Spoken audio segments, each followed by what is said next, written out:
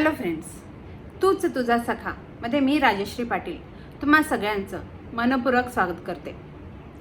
मित्रांनो, तुम्हा सगळ्यांना गणेश चतुर्थीच्या खूप खूप शुभेच्छा. गणपती बाप्पा मोरया.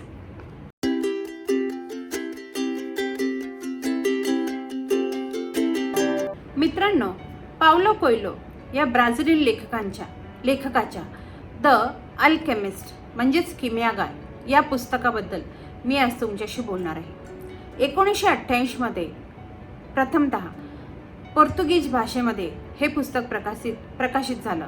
त्यानंतर जगातील अनेक भाषांमध्ये ह्याचं भाषांतर झालं आणि द बेस्ट सेलर लिस्टमध्ये तर हे पुस्तक आहेच, पण त्याचबरोबर गिनीज बुक ऑफ वर्ल्ड रेकॉर्डमध्ये सुद्धा विक्रमी खपासाठी या पुस्तकाची नोंद आहे. या पुस्तकाची लेखनशैली रूपकात्मक अशा पद्धतीची आहे.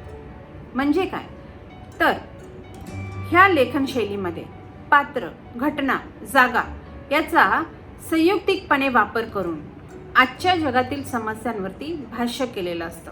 ह्या लेखनशैलीमध्ये कॉम्प्लेक्स आयडियाज किंवा कॉन्सेप्ट ह्या सेमी हिडन पद्धतीने फिगर्सच्याद्वारे, सिम्बल्सच्याद्वारे किंवा रूपकात्मक अशा पद्धतीने त्यातील मॉरल्स, स्पिरिच्युअल किंवा पॉलिटिकल मेसेजेस वाचकांपर्यंत पोचवले जातात. मित्रांनो, काही पुस्तकं अशी असतात की जी आपल्या आयुष्याची दिशाच बदलून टाकतात. आपल्या आयुष्याच्या ध्येयाची, स्वप्नांची, आपल्या सूक्ष्म अशा तरल भावविश्वाची, आपल्या स्वत्वाची आपल्याशीच ओळख करून देतात. द अल्केमिस्ट ही अशीच एक जादूभरी अद्भुत कथा. ही कथा जरी मित्रांनो फिक्शन प्रकारात मोडत असली तरीही ही कथा आहे ध्येय बघण्याची, मोठे स्वप्न बघण्याची, ते पूर्ण करण्यासाठी अथक परिश्रम करण्याची आणि ते परिश्रम करत असताना ह्या अखंड प्रचंड अशा विश्वात कार्यरत असणाऱ्या अगम्य शक्तीची मदत घेण्याची आणि त्या अगम्य शक्तीच्या मदतीने स्वतःची स्वप्ने पूर्ण करण्याची. The alchemist.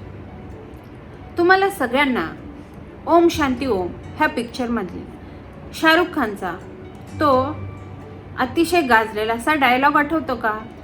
इतने शिद्दत से मैंने तुम्हें पाने की कोशिश की है कि हर जर्रे ने मुझे तुमसे मिलाने की साजिश की है.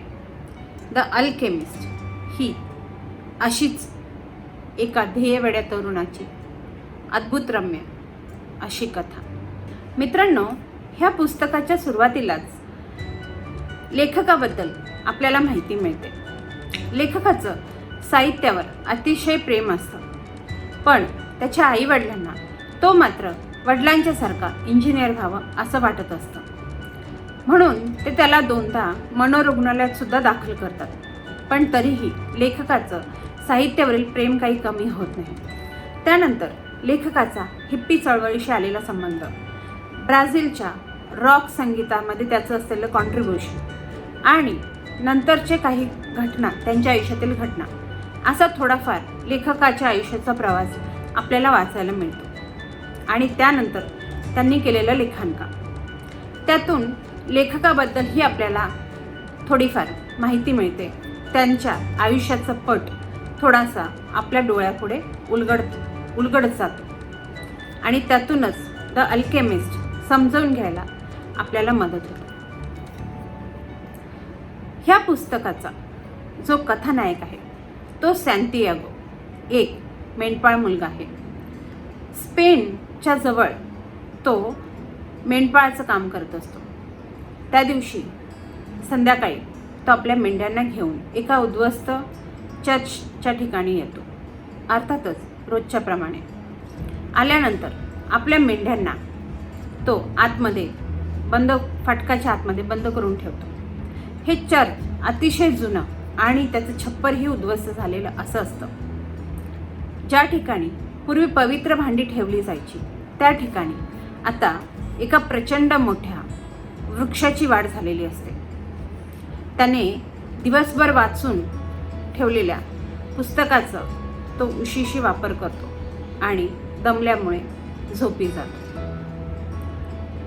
झोपेत त्याला एक स्वप्न पडतं.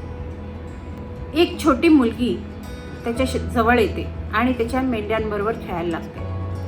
त्याला खरं तर त्याच्या मेंढ्यांशी खेळलेलं कोणी आवडत नाही, पण मेंढ्याही तिच्याबरोबर दोस्ती करतात. म्हणून तो त्या मुलीकडे जातो आणि ती मुलगी त्याला हाताशी धरते आणि इजिप्तमध्ये घेऊन येते. त्याला पिरॅमिड्स दाखवते आणि म्हणते, ह्याच ठिकाणी गुप्त खजिना लपलेला आहे. आणि ह्या मेंढपाळाला जाग येते. हे स्वप्न त्याला आज दुसऱ्यांदा पडलं होतं.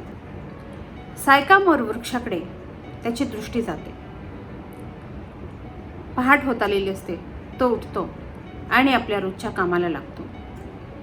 नंतर तो दुसऱ्या एका शहरात आपल्या मेंढ्यांना घेऊन जातो लोकर कातण्यासाठी.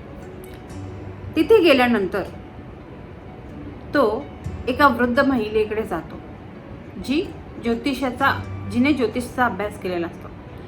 त्या वृद्ध महिलेकडे जाऊन तो स्वतःच्या स्वप्नांचा अर्थ विचारतो. ती त्याला इजिप्तला जाण्याचा सल्ला देते. हा विचार करत असतो की खरंच जे ह्या वृद्ध महिलेने सांगितले ते आपण करावं का. आणि अशा विचारात बसलेला असतानाच त्याची भेट सालेमचा राजा ह्याच्याशी होते. सुरुवातीला त्याचं फारसं त्याच्याकडे लक्ष जात नाही, पण हा राजा मात्र सतत येऊन त्याच्याशी बोलण्याचा प्रयत्न करत असतो. थोड्या वेळाने त्या दोघांची चांगली गट्टी जमते आणि सालेमचा राजा त्याला स्वतःच्या स्वप्नाचा पाठपुरावा करण्याचा सल्ला देतो. तो त्याला स्वतःकडे असलेल्या मेंढ्या विकून पैसे मिळवून स्वतःच्या स्वप्नांचा पाठपुरावा कर असं सांगतो. सुरुवातीला तर ते सांतियागोला फारसं पटत नाही, पण हळूहळू त्याच्या लक्षात येतं की काय हरकत आहे, स्वप्नच तर आहे आणि मेंढ्या काय आपण परतही घेऊ शकतो. आणि मेंढपाळाचं आयुष्य तर आपण आता जगलेलोच आहोत. हे आयुष्यात काय करायचं, कसं करायचं, मेंढ्या कशा वाढवायच्या, हे सगळं आपल्याला आता चांगलं समजून चुकलेलं आहे. कारण ज्यावेळेस तो स्वतःच्या घरी असतो त्याच्या आईवडिलांना त्याला खरं तर धर्मगुरू करायचं असतं, पण सांतियागोची स्वप्न काही वेगळीच असतात. त्याला धर्मगुरू होण्यामध्ये कोणताही इंटरेस्ट नसतो आणि त्याचमुळे वडिलांकडे हट्ट करून पैसे घेऊन तो मेंढपाळाचं आयुष्य जगतो. कारण त्याला फिरण्याची प्रचंड आवड असते. आणि ह्या पूर्ण प्रवासामध्ये मेंढपाळाचं आयुष्य कसं असतं, कसं जगावं, मेंढ्या कशा वाढवाव्या, ह्या सर्वाचं शिक्षण त्याला व्यवस्थित मिळालेलं असतं. म्हणून तो विचार करतो की काय हरकत आहे, आपण आपल्या स्वप्नाचा पाठपुरावा तर करून बघूया. शेवटी तो इजिप्तला जायला तयार होतो. हा सालेमचा राजा जाताना त्याला 2 खडे देतो. ज्यावेळेस कधी त्याला निवड करण्याची वेळ येईल त्यावेळेस ह्यांचा तू वापर कर असं सांगतो. मेंढ्या विकल्यांचा थोडेसे पैसे तो त्या राजाला देतो. कारण राजा म्हणतो सल्ला फुकट तर मिळत नाही, आणि थोडे पैसे घेऊन तो आफ्रिकेला जायला निघतो. आफ्रिकेच्या बंदरावर पोचल्यानंतर अर्थातच तिथली भाषा, तिथले लोक, तिथले सगळे जी परिस्थिती त्याला एकदम अनोळखी असते. एका हॉटेलच्या ठिकाणी तो जातो आणि पिण्यासाठी चहा मागतो. तिथेच एका माणसाशी त्याची भेट होते. तो त्याला विचारतो तू कशासाठी आलायस. तो आपल्या भाषेत त्याला मला इजिप्तला जायचं आहे हे सांगतो. त्या मुलाच्या थोडंसं लक्षात येतं आणि हा अगदीच नवखा आहे हेही त्याला समजतं. त्या हॉटेलचा मालक आणि तो तिथला मुलगा ह्यांचं थोडंफार भांडणही होतं, पण ह्याला तो मुलगा जास्त जवळचा वाटतो. हा मुलगा त्याला मार्केटमध्ये घेऊन जातो आणि तिथे गेल्यानंतर ह्याच्याकडे जी पिशवी असते ज्याच्यामध्ये ह्याने पैसे ठेवलेले असतात ती स्वतःकडे मात्र ठेवतो आणि चल आपण जाऊ, मी तुला मदत करतो, मी तुला इजिप्तला घेऊन जातो असं सांगतो. आणि बाजारात गेल्यानंतर तसाच मागच्या माघारी पसार होतो. सॅन्टियागोकडे काहीच नसतं, अक्षरशः खाण्यासाठी सुद्धा पैसे राहिलेले नसतात. अशा वेळेस तो फिरत फिरत एका चहावाल्याच्या टेकडीवरील काचेच्या सामानाच्या दुकानाकडे जातो. त्या दुकानदाराची आणि त्याची नजरानजर होते. तो दुकानदाराला म्हणतो, माझ्याकडे पैसे नाही, पण मी तुमच्या दुकानातील हे काच सामान साफ करून देतो, तुम्ही मला काही खायला द्याल का? आणि लगेचच तो कामाला लागतो. त्याला बघून का कोण जाणे, काच सामानच्या दुकानदाराला वाटतं की ठीक आहे, मुलगा चांगला आहे, आणि तो त्याला खायला घेऊन जातो. अशा प्रकारे तो तिथेच परत पैसे कमवण्यासाठी राहतो. त्या काच सामानाच्या दुकानामध्ये हळूहळू सॅन्टियागो आल्यामुळे विक्री वाढते. नंतर तिथं ते चहा विकायला सुरुवात करतात. असं थोडंफार त्या दुकानदाराला पण त्याचा बिझनेस सॅन्टियागो वाढवून देतो.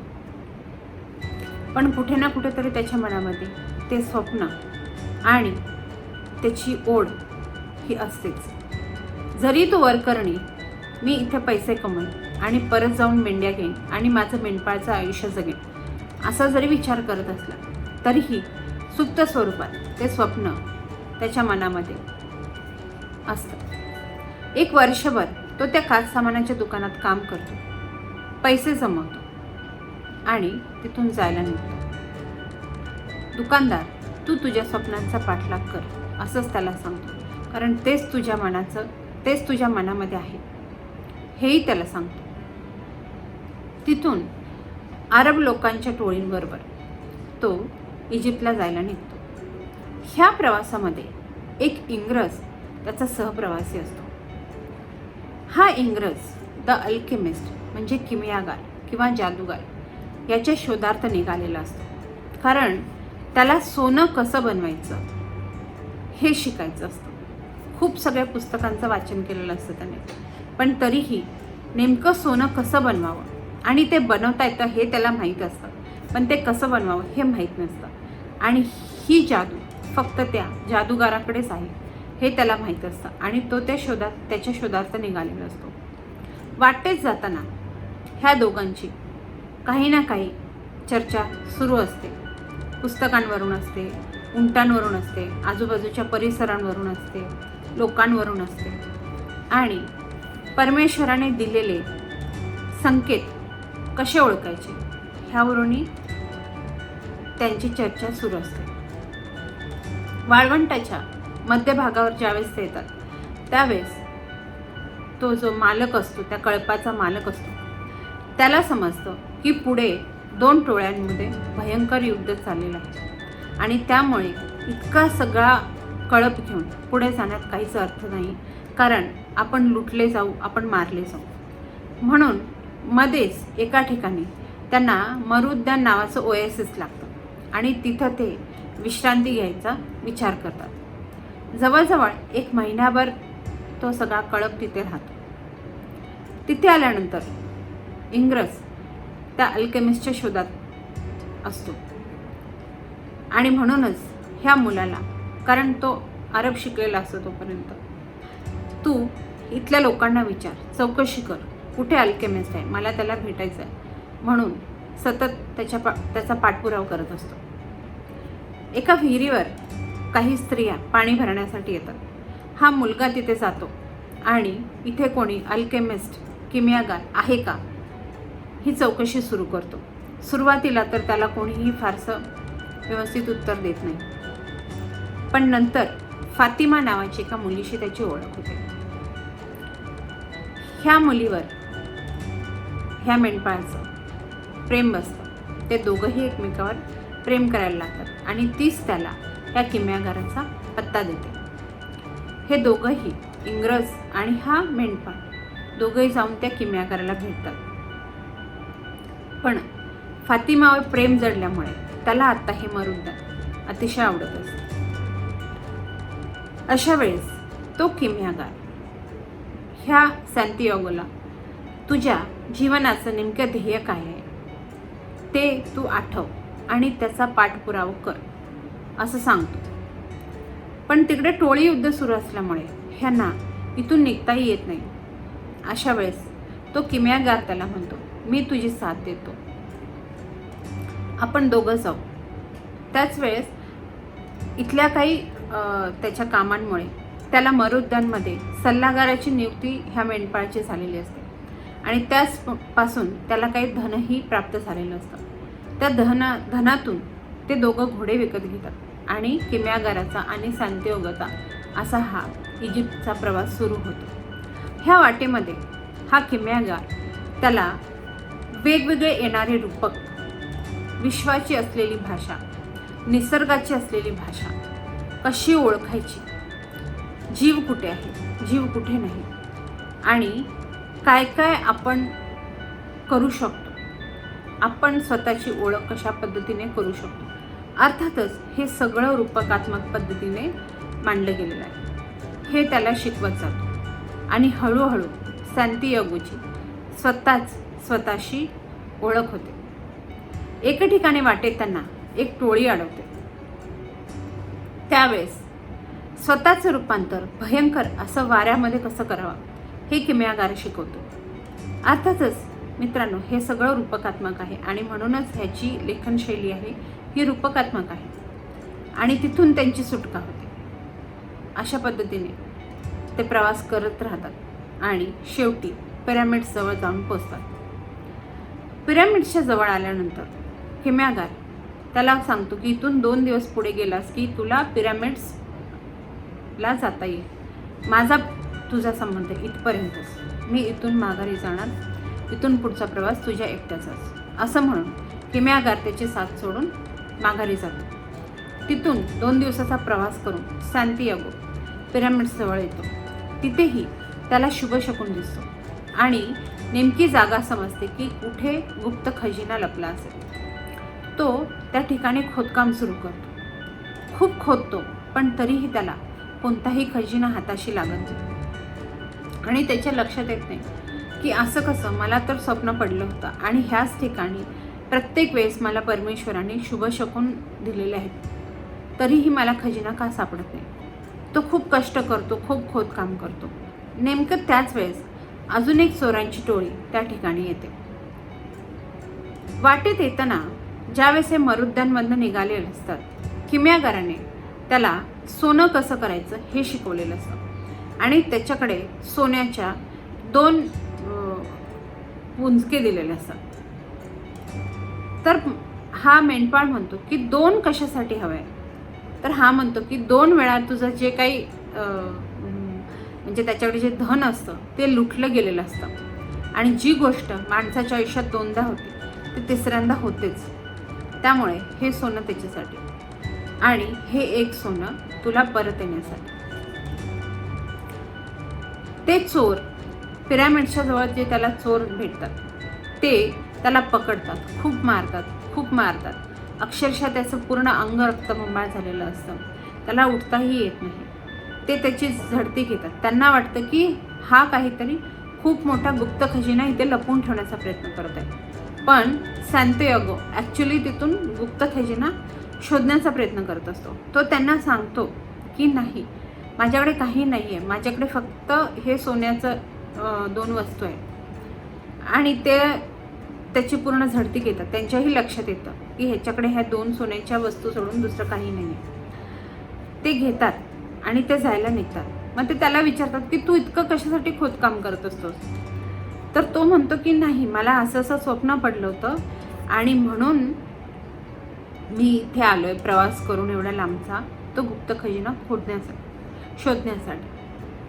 जाता जाता शेवटी तो चोर त्याला सांगतो, मलाही असंच एक स्वप्न पडलं होतं की तो गुप्त खजिना स्पेनमध्ये एक असं जुनं उद्ध्वस्त चर्च आहे, त्याचं छप्परही पूर्ण उद्ध्वस्त झालेलं आहे आणि ज्या ठिकाणी पूर्वी जेवणाची पवित्र भांडी ठेवत, त्या ठिकाणी आता एक प्रचंड सायकामोर नावाचा वृक्ष तिथे तयार झालेला आहे आणि त्या सायकामोर वृक्षाच्या खाली गुप्त खजिना दडलेला आहे, असं मला एक स्वप्न पडलं होतं.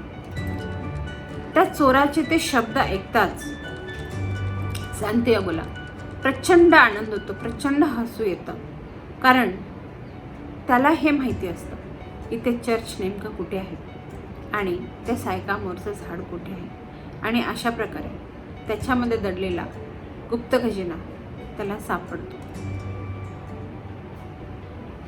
मित्रांनो, ह्या पुस्तकातील मला जो आवडलेला पॅरेग्राफ आहे तो असा: ती अशी गूढ शक्ती आहे जी वरकरणी तुम्हाला नकारात्मक वाटू शकते, पण प्रत्यक्षात मात्र ती तुम्हाला तुमचं स्वप्न प्रत्यक्षात आणण्याचा मार्ग दाखवते. त्यासाठी ती तुमच्या अंतरात्म्याला, अंतर्मनाला, तुमच्या इच्छाशक्तीला तयार करते. याचं कारण म्हणजे जगातील एक फार थोर वैश्विक सत्य: तुम्ही कुणीही असा किंवा तुम्ही काहीही करत असा, जेव्हा तुम्हाला मनापासून जे काही करावंसं वाटतं ते तुम्ही करावं अशी इच्छा विश्वाच्याच अंतरात्म्यात उमग पावलेली असते, ते करण्यासाठीच पृथ्वीवर तुमचं अस्तित्व असतं. मित्रांनो, आपल्या सगळ्यांचीच स्वप्न असतात, ध्येय असतात. ज्यावेळेस आपण तरुण असतो, खूप सगळ्या आशा, आकांक्षा, स्वप्न, ध्येय आपण उराशी बाळगून असतो. पण आयुष्याच्या प्रवासामध्ये प्रत्येकालाच आपली स्वप्न पूर्ण करता येतात असं नाही. आणि ती न करता येण्याचं कारण बऱ्याचदा आपण आपल्या ध्येयांची कधीच पाठलाग करत नाही, त्यांना पूर्ण करण्याचा प्रयत्न करत नाही, त्यासाठी लागणारे कष्ट घेत नाही. आणि त्यासाठी परमेश्वराचे जे काही संकेत असतात किंवा ज्या मार्गाने तो आपल्याला नेऊ इच्छित असतो त्या मार्गाने जाण्याची सुद्धा आपली तयारी नसते. आणि त्याचमुळे बऱ्याचदा मनात खूप इच्छा असून, बौद्धिक क्षमता असून, शारीरिक क्षमता असून, इमोशनल इंटेलिजन्स असून सुद्धा आपल्याला जे करायचं किंवा जे मिळवायचं ते सगळ्यांनाच मिळवता येतं असं नाही. ह्या कथेतून आपल्याला हेच शिकायचं आहे. आणि लेखकाने हेच सांगण्याचा प्रयत्न केला आहे की मोठी स्वप्न बघा, खूप मोठी स्वप्न बघा. जसं APJ अब्दुल कलामजी म्हणत की खूप मोठे स्वप्न बघा, पण ते स्वप्न करण्यासाठी तितकीच धडपड, तितकेच प्रयत्नही करा. अपयशाने खचून जाऊ नका. आणि जर तुमच्या मार्गात अडथळे आले तर ते पार करून अजून परमेश्वर कोणत्या तरी वेगळ्या पद्धतीने तुमचे ते स्वप्न पूर्ण करण्यासाठी तुम्हाला मदत करत असेल, ह्यावर विश्वास ठेवा.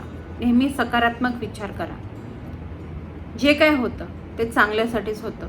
कदाचित त्या क्षणी आपल्याला त्या गोष्टींची समज येत नाही, पण आयुष्यात असे क्षण येतात ज्यावेळेस आपल्याला हे लक्षात येतं की मागे जे काय झालं होतं ते चांगल्यासाठीच झालं होतं आणि माझ्या स्वप्नांच्या पूर्ततेसाठीच परमेश्वर माझी मदत करत होता.